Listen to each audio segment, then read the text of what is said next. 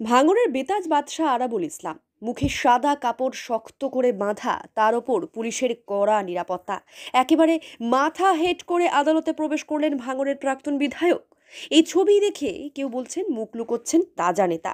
পঞ্চায়েত ভোটের সময় আইএসএফ কর্মী মঈনুদ্দিন মোল্লা খুনের ঘটনায় আরাবুল ইসলামকে গ্রেফতার করে কলকাতা পুলিশ।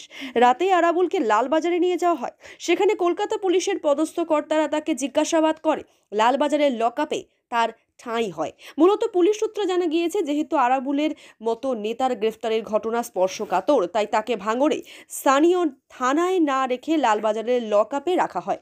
শুক্রবার আরাবুল ইসলামকে বারুইপুরের অতিরিক্ত মুখ্য বিচার বিভাগীয় ম্যাজিস্ট্রেটের আদালতে হাজির করানো হয়। অসুস্থ আরাবুল ইসলাম, তার উচ্চ রক্তচাপ আছে, তাই তাকে জেল হেফাজতের নির্দেশ দেওয়া হয় বলে বিচারকের কাছে আর্জি জানান আরাবুল ইসলামের আইনজীবী। তবে শেষ অবধি পুলিশ হেফাজতের নির্দেশ দিয়েছেন বারুইপুর আদালতের বিচারক। 12 দিনের পুলিশ হেফাজতের নির্দেশ দেন। এদিন শুনানি পর্বে 14 দিনের পুলিশ হেফাজত চান সরকার পক্ষের আইনজীবী। অন্য অভিযুক্তদের চিহ্নিত করতে এবং এই ঘটনায় ব্যবহার হওয়া অস্ত্র উদ্ধার করার জন্য আরাবুলকে হেফাজতে নেওয়া প্রয়োজন বলে জানান সরকারি আইনজীবী। আরাবুল কিভাবে এই ঘটনায় যুক্ত তার পর্যাপ্ত তথ্য প্রমাণ রয়েছে কেস ডায়েরিতে, জানান সরকার পক্ষের আইনজীবী। অন্যদিকে আরাবুলের আইনজীবীরা বলেন, আরাবুল রাজনৈতিক ব্যক্তিত্ব, তিনি এর সঙ্গে যুক্ত নন। রাজনৈতিক প্রতিহিংসায় এসব হচ্ছে। আরাবুল অসুস্থ বলে জানান তাঁর আইনজীবী। তার উচ্চ রক্তচাপ, তাই জেলে জিজ্ঞাসাবাদ করা হোক বলে জানান আইনজীবী। 8 মাসের পুরনো ঘটনায় হঠাৎ থানায় ডেকে গ্রেফতার করা হয় বলে জানান তিনি। উভয় পক্ষের সওয়াল জবাব শেষে 12 দিনের পুলিশ হেফাজতের নির্দেশ দেন বিচারক। আগামী 21শে ফেব্রুয়ারি ফের এই মামলার শুনানি। আদালতের রায় আদালত যেভাবে নির্দেশ দিয়েছে আমরা নিশ্চিতভাবে সেটা নিয়ে আমরা মেনে নিয়েছি। এটা নিয়ে পরবর্তীতে আইনি লড়াই আমাদের লয়াররা লড়বে নিশ্চিত।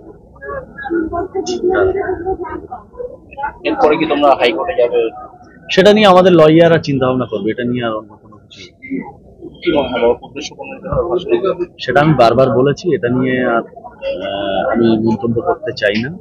আচ্ছা, আজকে কাশীপুর 276/23 কেসে আরাবুল ইসলামকে আজকে অ্যাকিউজড হিসাবে আনা হয়েছিল আমাদের মহামান্য এসিজেড কোর্টে। এই under section 9 MPO act 302, 25/27 arms act, 3/4 ES act এবং 302-এর একটা কেসে। তো আমরা আজকে 14 দিনের প্রসিকিউশনের তরফ থেকে 14 দিনের পিসি প্রেয়ার করেছিলাম। উনার এগেনস্টে সিডিতে যথেষ্ট মেটেরিয়াল ছিল। মহামান্য আদালত আমাদের সাবমিশন শুনে, লার্নের ডিফেন্সকে শুনে আমাদেরকে 12 দিনের প্রেয়ার অ্যালাউ করেছেন পুলিশ কাস্টডি। ওনারা দাবি করেছেন যে কেসটা অনেক দিন হয়ে গেছে, আর উনি কোনোভাবে যেহেতু উনি উনি কাউন্টিংয়ের ওইখানে ছিলেন, উনি কোনোভাবে এই কেসে যুক্ত নয়। তো আমরা সিডিতে ওনার এগেনস্টে যথেষ্ট মেটেরিয়াল পেয়েছি এবং আমাদের ওই পিসিটা গ্র্যান্ট করা হয়েছে 12 দিনের। এখানে প্রসিকিউশন এখানে ওনার 14 ডেজ পিসি প্রেয়ার করেছিল। 14 ডেজ পিসি প্রেয়ার আমাদের এগুলো টোটাল হিয়ারিংয়ের পরে আমাদের সাবমিশন, প্রসিকিউশনের সাবমিশন শোনার পরে ম্যাজিস্ট্রেট সাহেব ওনাকে 12 দিনের পিসি অ্যালাউ করেছেন। পিসি রিটার্ন হবে আপনার 21 তারিখে। উনি আবার এখানে প্রোডাকশান হবেন। আমাদের তরফে সাবমিশন ছিল, আপনারা সবাই জানেন যে যখন ভাঙড়ের নমিনেশন ফাইলিং হচ্ছিল 2023 সালে, এটা 6 মাসের ঘটনা। তখন আইএসএফ কর্মী সমর্থক এবং তৃণমূলের মধ্যে ওখানে একটা বাকবিতণ্ডা, একটা গণ্ডগোল হয়।